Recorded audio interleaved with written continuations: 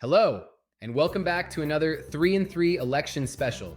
This time, the Sunshine State, Florida. In June, 3 non citizens in Florida have pleaded guilty in separate federal cases to illegally voting in federal elections and related election offenses.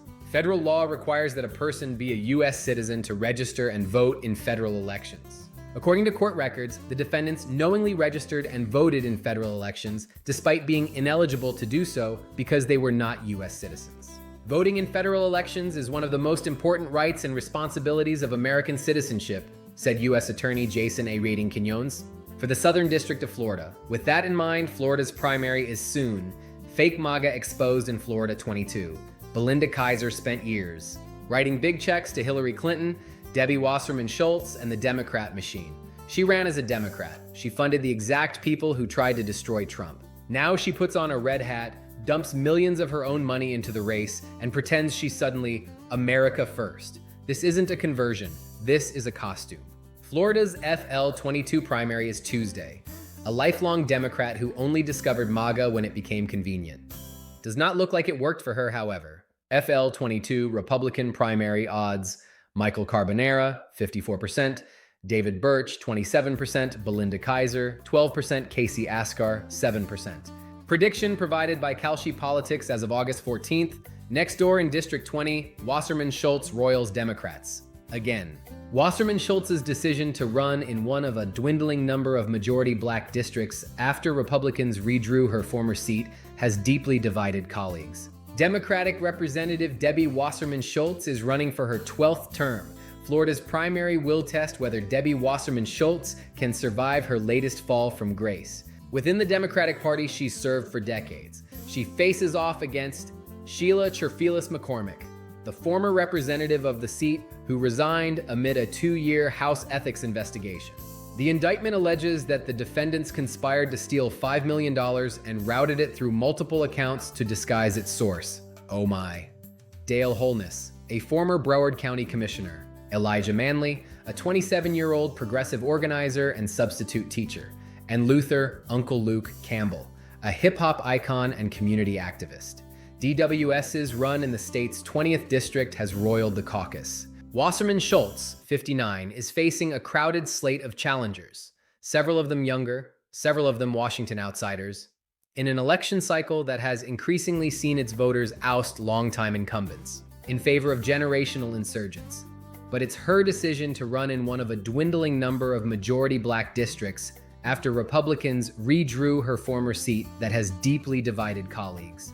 It's a painful situation, says Representative Yvette Clarke, the Congressional Black Caucus chair, to have a beloved colleague who made a decision basically to run in a district where historically there's been CBC representation.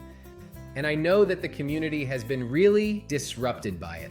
The CBC has warned that 19 representatives of 61 could lose their seats this cycle thanks to a Supreme Court ruling, making it harder to challenge congressional maps on racial discrimination grounds. Wasserman Schultz's gambit is that voters in the district will want someone with her seniority and experience to take on President Donald Trump. Now given her name recognition and more than $3.3 million in fundraising, she's considered the frontrunner for the 20th district. Some critics view Wasserman Schultz's race as similar to the controversy that forced her to step down as DNC chair in 2016. That's when Bernie Sanders supporters accused her of tipping the scales in the presidential primary for Hillary Clinton, and Wasserman Schultz became the face of an establishment critics said was fixated on protecting its power. Still, Wasserman Schultz maintains a deep bench of supporters from her party, including Representative Emanuel Cleaver, a past CBC chair and a friend going back 20 years. Cleaver campaigned with her in the district and called it a tough situation.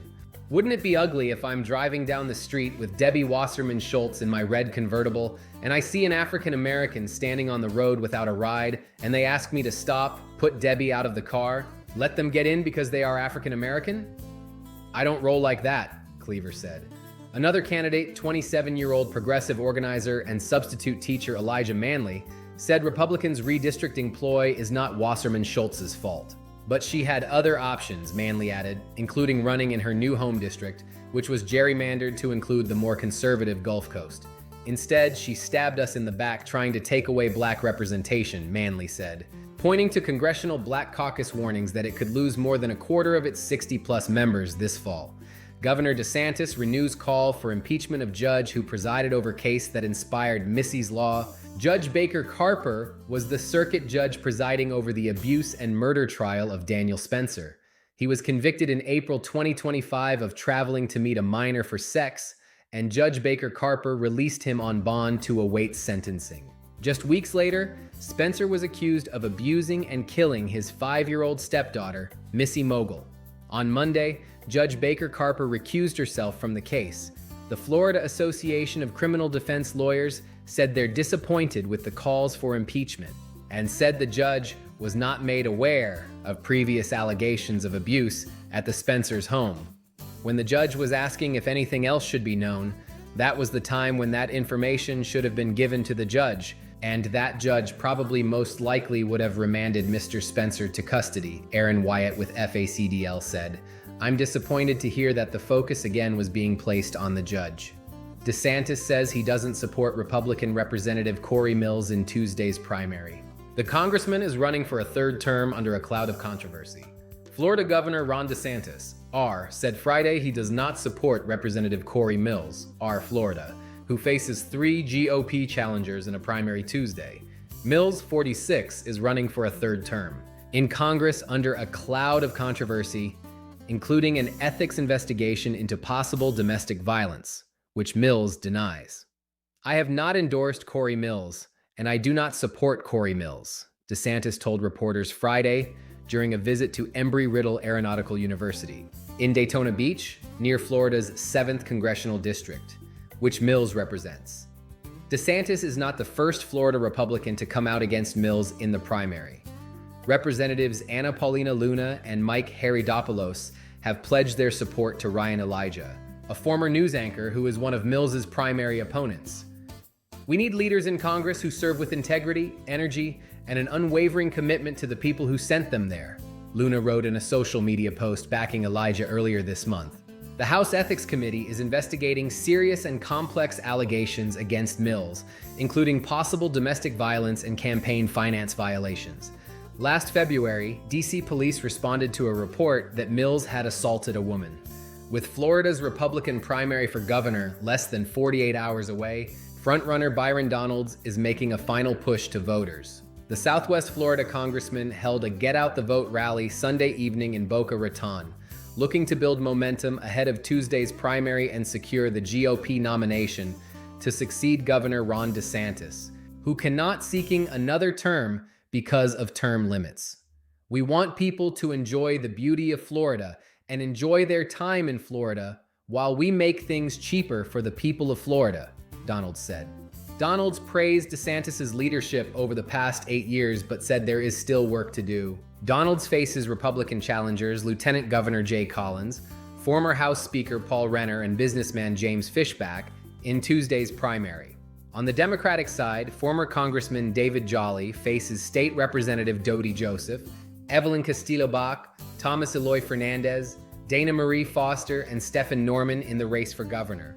For the Democrats, David Jolly is polling so far ahead of his 5 competitors, the look and feel of his campaign is already in general election mode. He's a former Republican congressman turned Democrat. He says after 2 DeSantis terms, the state finds itself in an affordable housing crisis. He also says the state has focused too much on culture war issues while public education has suffered. Republicans hold a significant voter registration advantage statewide, making the GOP nominee the early favorite. Donalds is running on a fiscal conservative MAGA platform, and he talks often of his faith, how he went from being a troubled young man to dedicating his life to Christ. That was thanks to a church group who prayed over him in the parking lot of a Cracker Barrel where he waited tables. A pair of Florida lawmakers are wading into the crowded GOP primary in Florida's 19th congressional district, endorsing Catalina Loff in a seat President Trump won by 24 percentage points. The winner will be heavily favored to succeed Representative Byron Donalds. It's a conventional play in a crazy primary full of carpetbaggers. But in a 10-way race in which a candidate could win with less than 20% of the vote, even a small edge could translate into a member's pin next January. 5 candidates have previously run for Congress in other states. 2 have served in Congress. 1, former Representative Chris Collins, pleaded guilty to a felony and was pardoned by Trump. That's all I've got for you. More than 1.8 million vote-by-mail ballots have been returned as of August 16th. That's nearly 13.5% of registered Florida voters in 2026. Election Day is Tuesday, August 18th. Thanks for listening. This has been a 3 in 3 election special. Visit us at Heartland Journal for election results and news from the Heartland.